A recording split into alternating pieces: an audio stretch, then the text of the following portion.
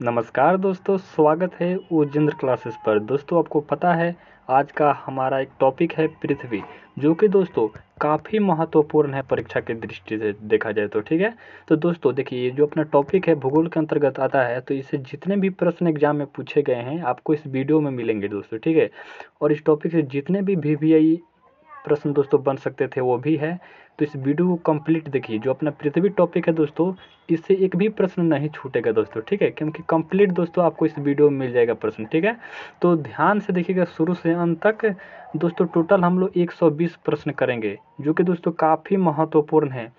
Previous year question भी और VVI प्रश्न भी दोनों है दोस्तों। ठीक है, तो कंप्लीट देखिए, ये टॉपिक आपको हमेशा क्लियर हो जाने वाला है दोस्तों। इसके बाद आपको सिर्फ पढ़ने की ज़रूरत होगी। इसके बाद दोस्तों दोबारा मतलब ये कंप्लीट देखिए दोस्तों, ये टॉपिक आपको हमेशा के लिए क्लियर हो जाएगा। ठीक है, तो चलिए शुरू करते हैं दोस्तों। देखिए पहला प्रश्न कह रहा है दोस्तों, निम्न विद्वानों में से किसने सुझाव दिया है कि पृथ्वी की उत्पत्ति गैसों और धूलकणों से हुई है। जो कि दोस्तों देख सकते हैं यहाँ प्रिलिमिनरी टेस्ट में पूछा हुआ प्रश्न है। ठीक है, तो आपको बताना है इसका राइट आंसर क्या होगा। दोस्तों इसका राइट आंसर हो जाएगा ऑटो एस्मिड, जो कि दोस्तों आपको ऑप्शन नंबर डी में दिया हुआ है, यही इसका बिल्कुल राइट आंसर हो जाएगा। दोस्तों जो अपने ऑटो स्मिथ थे, इन्होंने ही सुझाव दिया था कि पृथ्वी की उत्पत्ति गैसों और धूलकणों से हुई, इसीलिए इसका right answer option number D हो जाएगा। आप देख सकते हैं एग्जाम में पूछा हुआ प्रश्न, तो ध्यान दीजिएगा इस प्रश्न पर दोस्तों। ठीक है, चलिए अपना अगला प्रश्न देखते हैं दोस्तों। देखिए ये प्रश्न है अपना, पृथ्वी की आयु निर्धारित करने में निम्न में से कौन सी विधि प्रयोग करते हैं दोस्तों। आपको इनमें से बताना है कि किसका दोस्तों प्रयोग करते हैं पृथ्वी की आयु निर्धारित करने में। तो दोस्तों यूरेनियम डेटिंग का प्रयोग करते हैं, जो कि आपको ऑप्शन नंबर सी में दिया हुआ है, बिल्कुल राइट आंसर हो जाएगा ऑप्शन नंबर सी। ठीक है दोस्तों, तो पृथ्वी की आयु निर्धारित करने में कौन सी विधि प्रयोग में लाते हैं, तो यूरेनियम डेटिंग, यही इसका राइट आंसर हो जाएगा ऑप्शन नंबर सी। ठीक है, और देखिए अपना अगला प्रश्न दोस्तों क्या है।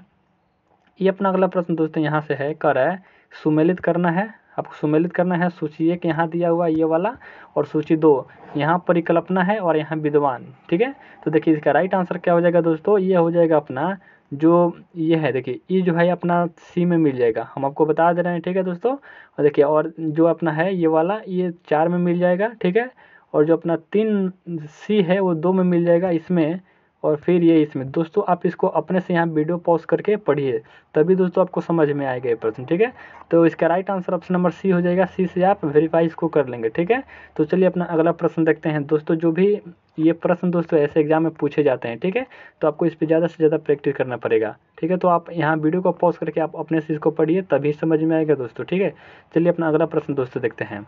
यहाँ देखिए दोस्तों 4 नंबर प्रश्न है दोस्तों, सूर्य से बढ़ती दूरी के क्रम में पृथ्वी का स्थान है, जो कि दोस्तों वीवीआई प्रश्न है। ठीक है, कर है सूर्य से बढ़ती दूरी के क्रम में पृथ्वी का स्थान यहाँ पूछ रहा है दोस्तों, तो तीसरा है ऑप्शन नंबर सी, बिल्कुल राइट आंसर हो जाएगा दोस्तों। ठीक है, तो ऑप्शन नंबर सी बिल्कुल राइट आंसर है। अगला प्रश्न है दोस्तों, आकार की दृष्टि से पृथ्वी के ग्रहों में स्थान है। आकार की दृष्टि से बताना है कि पृथ्वी का ग्रहों में कौन सा स्थान है, तो दोस्तों 5 नंबर, यानी कि ऑप्शन नंबर डी बिल्कुल राइट आंसर हो जाएगा। और दोस्तों ये काफ़ी महत्वपूर्ण प्रश्न है, तो आप इसको अच्छे से ध्यान रखिएगा दोस्तों और याद कर लीजिए। ठीक है, अपना अगला प्रश्न देखिए दोस्तों क्या है। यहाँ से देखिए ये क्या है, कह रहा है कि गुलाब पृथ्वी ध्रुवों पर चपटी होती है, यह इस तथ्य से स्पष्ट होता है। आपको इन चारों ऑप्शनों को पढ़ करके बताना है कि किस तथ्य से यह स्पष्ट होता है कि गुलाब पृथ्वी ध्रुवों पर चपटी होती है। ठीक है, तो इसका राइट आंसर दोस्तों देखिए, ये जो अपना ये वाला जो अपना कथन है, इसी से दोस्तों स्पष्ट होता है। ठीक है, हम यहाँ दोस्तों आपको आंसर बता रहे हैं, अगर ऑप्शन पढ़ेंगे तो वीडियो काफ़ी लंबी हो जाएगी। ठीक है, तो देखिए दोस्तों ये हो जाएगा, पृथ्वी का भार ध्रुवों पर सर्वाधिक तथा विषुवत रेखा पर न्यूनतम होता है। दोस्तों ये जो अपना तथ्य है, इसी से यह दोस्तों सिद्ध होता है कि गुलाब पृथ्वी ध्रुवों पर चपटी होती है। तो ऑप्शन नंबर ए बिल्कुल राइट आंसर हो जाएगा दोस्तों। ठीक है, अगला प्रश्न देखिए दोस्तों क्या है। ये दोस्तों देख सकते हैं आरआरबी 2003 में पूछा हुआ प्रश्न है, तो काफ़ी महत्वपूर्ण है दोस्तों। ठीक है, आपको बताया है कि यह प्रीवियस ईयर भी प्रश्न है दोस्तों, तो आप अच्छे से देखिए दोस्तों। इस टॉपिक से जितने भी प्रश्न पूछे गए आपसे यहाँ मिल जाएंगे, तो आपको आइडिया मिल जाएगा कि इस टॉपिक से किस तरह से प्रश्न पूछे जाते हैं। ठीक है, तो बने रहिएगा शुरू से अंत तक दोस्तों। ठीक है, हम 120 प्रश्न देखेंगे दोस्तों। ठीक है दोस्तों, ये टॉपिक आपको हमेशा के लिए क्लियर हो जाने वाला है। देखिए 7 नंबर प्रश्न, पृथ्वी का अक्ष इसके समतल के लंबवत कितना झुका हुआ होगा।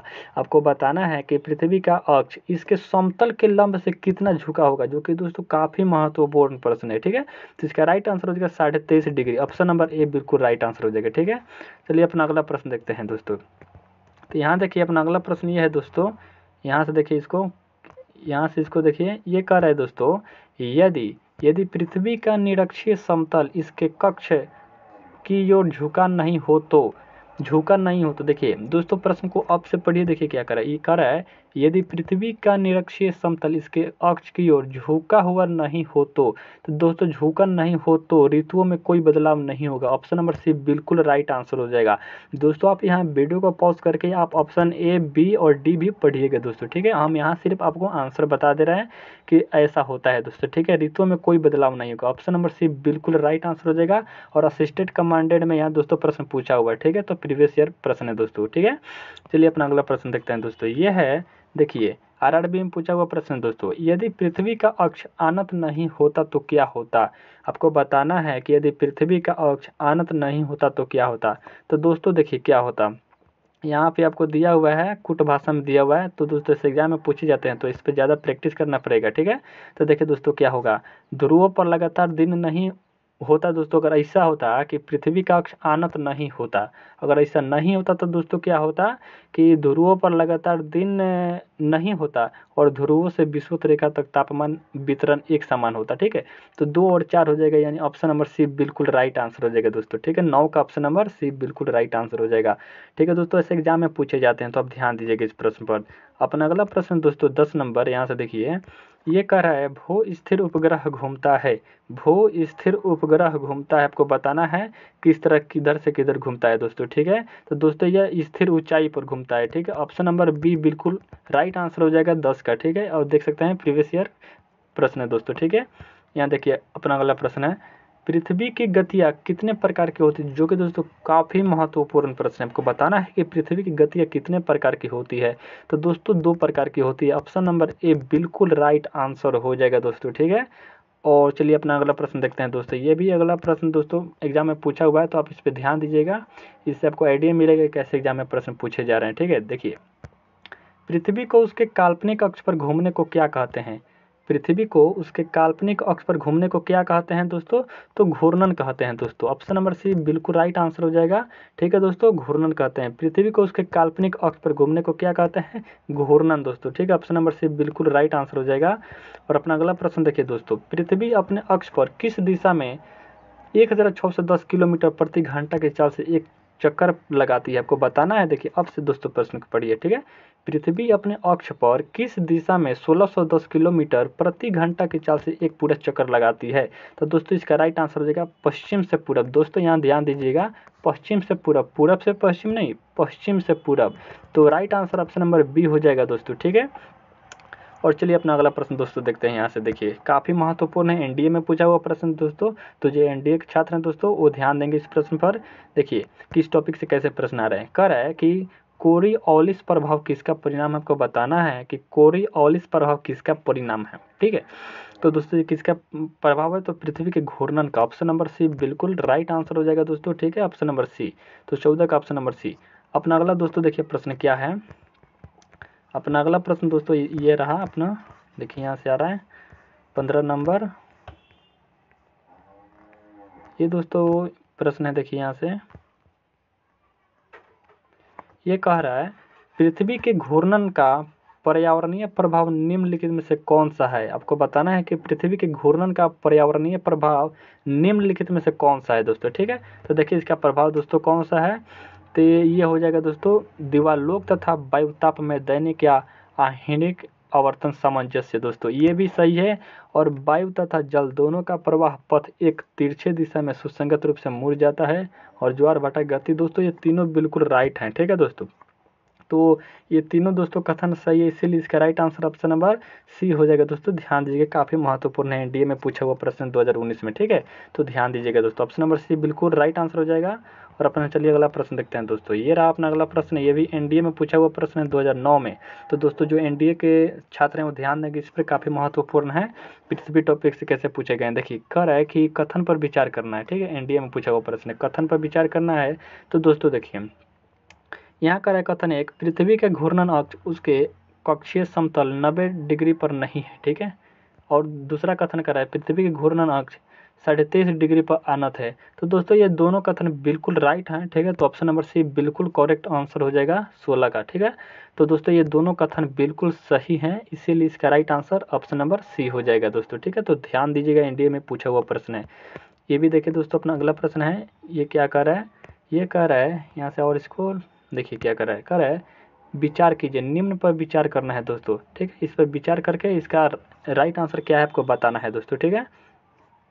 तो दोस्तों देखिए विचार करना है, कह रहा है कि यहाँ इस पर तो विचार करना है, विद्युत चुंबकीय विकिरण, भूतापीय ऊर्जा, गुरुत्वीय बल, प्लेट संचलन, पृथ्वी घूर्णन, पृथ्वी का परिक्रमण।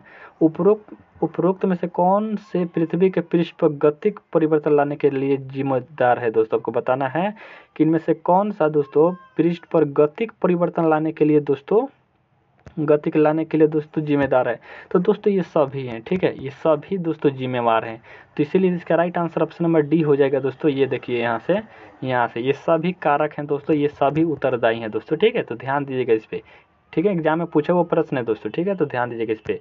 अपना अगला प्रश्न है दोस्तों, देखिए इस पर दोस्तों, आपको बहुत ही कम समय में बहुत ज़्यादा कुछ सीखने को मिलेगा दोस्तों, ठीक है। तो चैनल पर नए हैं तो सब्सक्राइब जरूर कीजिएगा, क्योंकि ऐसे ही टॉपिक वाइज आपको वीडियो मिलेंगे, वो भी कंप्लीट ऐसे ही दोस्तों एग्जाम में पूछे हुए प्रश्न और VVI के साथ है दोस्तों, ठीक है। तो चैनल पर नए हैं तो अभी सब्सक्राइब कीजिए दोस्तों उजिंद्र क्लासेस को, ठीक है। देखिए दोस्तों, अपना अगला प्रश्न क्या है, अपने परिक्रमा पथ में पृथ्वी लगभग किस माध्य वेग से सूर्य का चक्कर लगाती है, जो कि IS प्रिलिमिनरी टेस्ट में पूछा हुआ है, ठीक है। ISPT में पूछा हुआ प्रश्न कर है। देखिए आपसे, अपने परिक्रमा पथ में पृथ्वी लगभग किस माध्य वेग से सूर्य का चक्कर लगाती है, जो कि दोस्तों काफ़ी महत्वपूर्ण है। तो दोस्तों 30 किलोमीटर प्रति सेकंड, ऑप्शन नंबर बी बिल्कुल राइट आंसर हो जाएगा दोस्तों, ठीक है। 30 किलोमीटर प्रति सेकंड, ठीक है। तो ध्यान दीजिएगा दोस्तों, ये भी एग्जाम में पूछा हुआ प्रश्न है, ठीक है। देखिए अपना अगला प्रश्न दोस्तों क्या है, जो कि काफ़ी दोस्तों VVI प्रश्न है, ठीक है। वेरी वेरी इंपॉर्टेंट प्रश्न है। कर है दिन रात जिस कारण होते हैं वह है, दिन रात किस कारण होते हैं आपको बताना है दोस्तों। तो भू परिक्रमण, सॉरी दोस्तों, ये है भू परिभ्रमण के कारण दोस्तों, ऑप्शन नंबर बी बिल्कुल राइट आंसर हो जाएगा। भू परिभ्रमण के कारण ही दोस्तों दिन रात होते हैं। तो ऑप्शन नंबर बी बिल्कुल राइट आंसर हो जाएगा दोस्तों, और ये भी प्रीवियस ईयर प्रश्न है दोस्तों, ठीक है। तो आपको आइडिया मिल गया होगा कि जो अपना पृथ्वी टॉपिक है इससे किस तरह से प्रश्न पूछे जाते हैं, ठीक है दोस्तों। देखिए अपना ये अगला प्रश्न, ये भी एग्जाम में पूछा हुआ है, क्या कर रहा है, शारदीय विषुवत दिन रात बराबर 2009 में डैश को था, आपको बताना है कि 2019 है, ठीक है। तो आपको बताना है कि शारदीय विषुवत 2019 में डैश को था, दिन रात बराबर कब हुआ था आपको बताना है, ठीक है। तो इसका right answer option number A हो जाएगा 23 सितंबर को, 23 सितंबर को दिन रात बराबर, ठीक है। ऑप्शन नंबर ए बिल्कुल राइट आंसर हो जाएगा दोस्तों। और चलिए अपना अगला प्रश्न दोस्तों यहाँ से देखते हैं। ये रहा दोस्तों अपना अगला प्रश्न, यहाँ से देखिए, यहाँ देखिए क्या कर रहा है, ये है इक्विनॉक्स का तात्पर्य है वह तिथि जो, SSC में पूछा हुआ प्रश्न दोस्तों, आपको बताना है। देखिए आपसे, देखिए इसको क्या कर रहा है, ये कह रहा है दोस्तों कि इक्विनॉक्स का तात्पर्य है वह तिथि जब दिन और रात समान अवधि के होते हैं दोस्तों, ठीक है। तो ऑप्शन नंबर ए बिल्कुल राइट आंसर हो जाएगा दोस्तों, घबराइए नहीं, आपसे पढ़ते हैं। कह रहा है इक्विनॉक्स का तात्पर्य क्या है, आपको बताना है कि इक्विनॉक्स का तात्पर्य क्या है। तो उसका यही तात्पर्य है कि दिन रात बराबर होते हैं। ऑप्शन नंबर ए बिल्कुल राइट आंसर हो जाएगा, और SSC में पूछा हुआ प्रश्न दोस्तों काफ़ी महत्वपूर्ण है। तो ध्यान दीजिएगा इस प्रश्न पर। देखिए अपने दोस्तों अगला प्रश्न क्या है, ये रहा अपना अगला प्रश्न दोस्तों, कह रहा है मौसम परिवर्तन पृथ्वी की गति की किस विशिष्टता से होती है, मौसम परिवर्तन पृथ्वी की गति की किस विशिष्टता से होती है दोस्तों, ठीक है। तो इसका राइट आंसर हो जाएगा सूर्य के चारों ओर परिक्रमा के कारण दोस्तों, ठीक है। तो सूर्य के चारों ओर परिक्रमा के कारण दोस्तों पृथ्वी की गति किस विशिष्टता से होता है दोस्तों, मौसम परिवर्तन पृथ्वी की किस विशिष्टता से होता है। तो दोस्तों ये होता है सूर्य के चारों ओर परिक्रमा, यानी ऑप्शन नंबर ए बिल्कुल करेक्ट आंसर हो जाएगा 22 का, ठीक है। तो ध्यान दीजिएगा इस पे दोस्तों, काफ़ी महत्वपूर्ण है, ठीक है।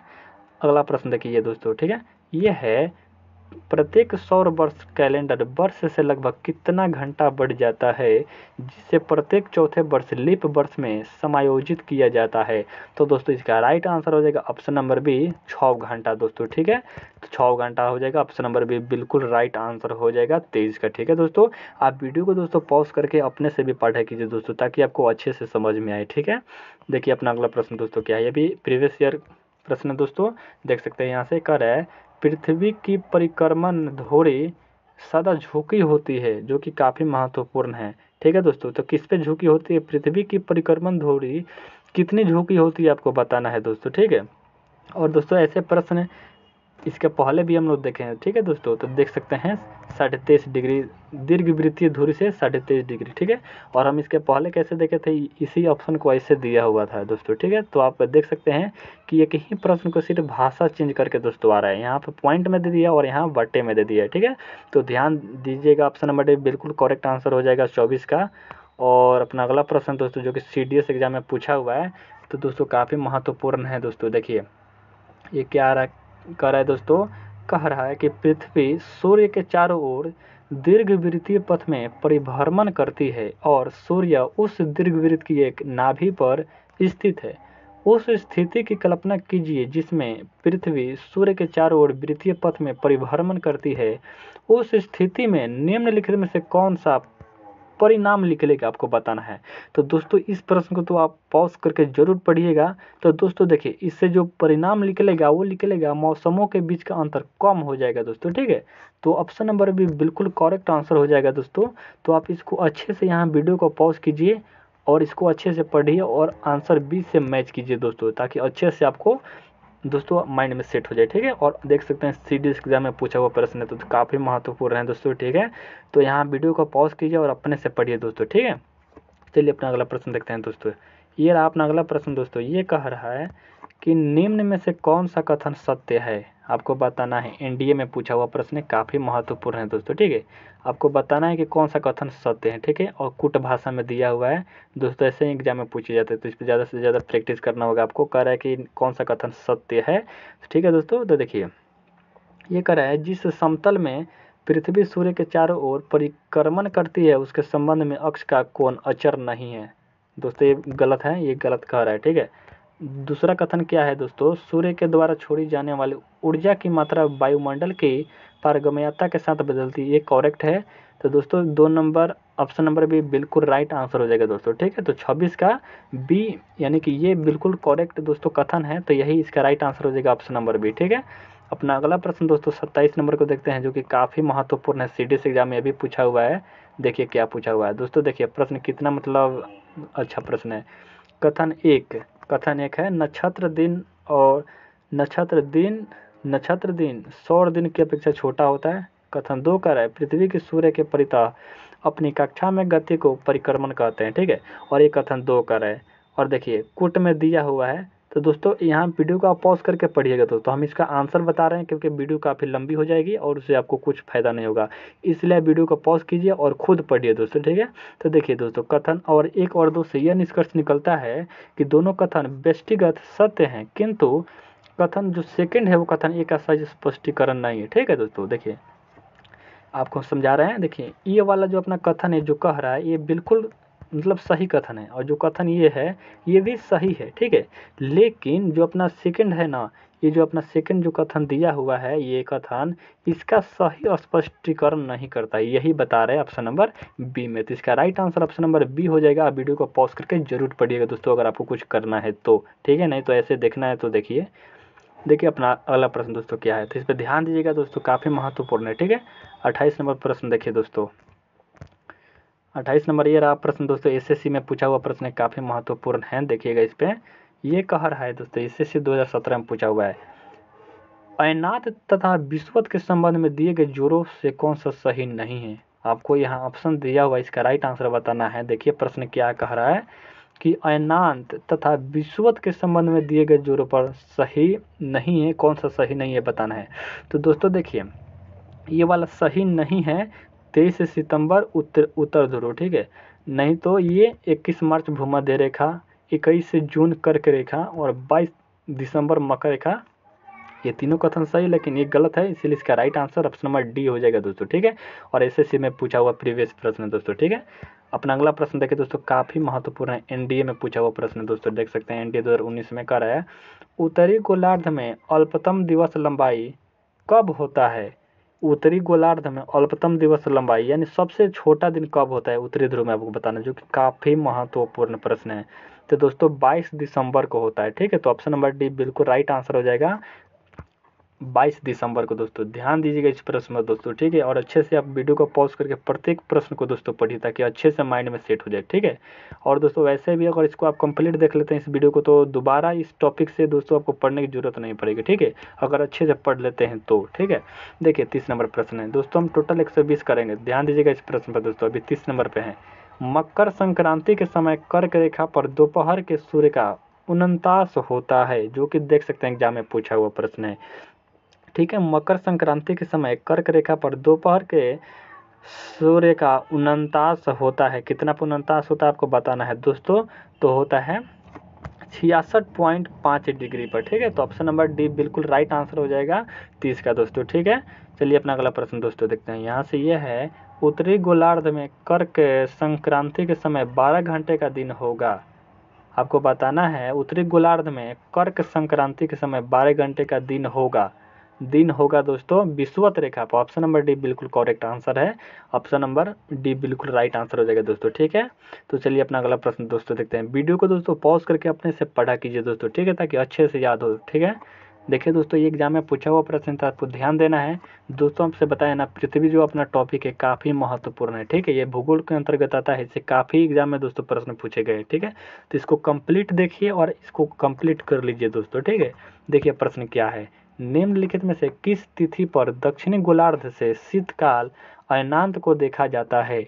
आपको बताना है कि किस तिथि पर दक्षिण गोलार्ध से शीतकाल अयनांत को देखा जाता है। तो दोस्तों इसका राइट आंसर हो जाएगा 21 जून को। ऑप्शन नंबर डी बिल्कुल राइट आंसर हो जाएगा दोस्तों, ठीक है, 21 जून। अपना अगला प्रश्न देखिए दोस्तों, क्या है, निम्नलिखित में से किस तिथि पर दक्षिणी गोलार्ध में ग्रीष्मकाल अयनांत को देखा जाता है। एसएससी में ये भी पूछा हुआ प्रश्न, देख सकते हैं दोस्तों अपना कितना महत्वपूर्ण टॉपिक है ये दोस्तों। शेयर जरूर कीजिएगा और चैनल पर नए तो सब्सक्राइब जरूर कीजिएगा दोस्तों, क्योंकि दोस्तों काफ़ी मेहनत के बाद आपको वीडियो मिलती है, ठीक है। तो देखिए दोस्तों, निम्नलिखित में से किस तिथि पर दक्षिणी गोलार्ध में ग्रीष्मकाल अयनांत को देखा जाता है। तो दोस्तों 33 का राइट आंसर ऑप्शन नंबर 1 हो जाएगा 21 दिसंबर को दोस्तों, ठीक है। तो आप देख सकते हैं ऑप्शन नंबर ए में दिए हुए तो काफ़ी महत्वपूर्ण है, इस पर अच्छे से इसको दोस्तों याद कर लीजिए, ठीक है।